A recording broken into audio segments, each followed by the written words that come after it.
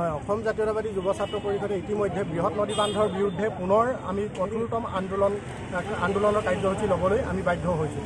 ইতিমধ্যে আমি যোৱাকালি অসম জাতীয়তাবাদী যুৱ ছাত্ৰ পৰিষদৰ কেন্দ্ৰীয় সভাপতি আৰু সাধাৰণ সম্পাদক ডাঙৰীয়াই আমাৰ এলানি নদী বান্ধ বিৰোধী কাৰ্যসূচী ইতিমধ্যে ঘোষণা কৰিছে, যাৰ ফলশ্ৰুতিত আজি আমি প্ৰথম কাৰ্যসূচী স্বৰূপে আমি ভাৰতৰ প্ৰধানমন্ত্ৰীলৈ আমি লখিমপুৰ জিলা আয়ুক্ত মহোদয়ৰ জৰিয়তে বৃহৎ নদী বান্ধৰ বিৰোধিতাই এখনি স্মাৰকপত্ৰ প্ৰদান কৰিছোঁ।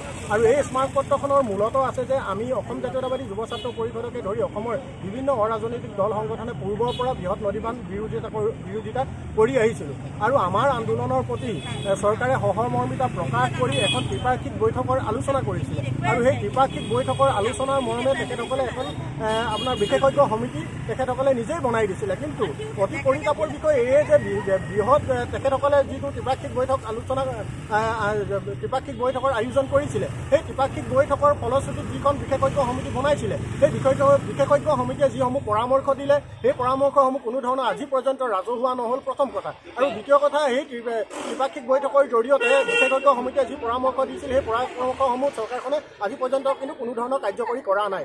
গতিকে আমি অসম জাতীয়তাবাদী যুৱ ছাত্ৰ পৰিষদে পূৰ্বৰ পৰা আমি কৈ আহিছোঁ বৃহৎ নদী বান্ধৰ আমি কোনো পৰ্যায়ে আমি সমৰ্থন নকৰোঁ। এতিয়া আমি যদি চাওঁ লখিমপুৰ জিলাৰ পৰা 405 মেগাৱাট সম্পন্ন ৰঙানদী বান্ধে নেপপুৰ প্ৰকল্পই যিটো লখিমপুৰখনত বিস্তৰ ক্ষয়ক্ষতি কৰিছে, তাৰ 5 গুণ ক্ষমতা সম্পন্ন 2000 মেগাৱাট সম্পন্ন সোৱণশিৰি নদী বান্ধখনে লখিমপুৰ, ধেমাজি, মাজুলীৰ বাকী ৰাইজৰ যে জীৱন আৰু সম্পত্তি নিশ্চিন্ন কৰিব, সেয়া সকলোৱে স্বচক্ষে দেখিছে। গতিকে আমি অসম জাতীয়তাবাদী যুৱ ছাত্ৰ পৰিষদে এটা বৃহৎ প্ৰতিবাদী কাৰ্যসূচী, এটা এলানি কাৰ্যসূচী হাতত লৈছে। ইতিমধ্যে কেন্দ্ৰীয় সমিতিয়ে ঘোষণা কৰিছে, তাৰ ফলশ্ৰুতিতে আজি প্ৰথম কাৰ্যসূচী আমি কৰিছোঁ।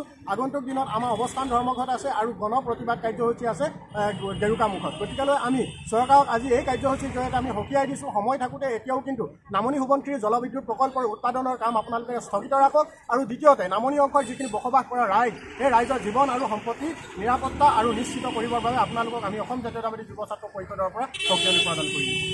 আমি কেন্দ্ৰীয় সমিতিৰ আহ্বান মৰ্মে আমি জিলা উপায়ুক্তৰ জৰিয়তে ভাৰতৰ প্ৰধানমন্ত্ৰীক এখন আজি স্মাৰকপত্ৰ প্ৰদান কৰিছোঁ।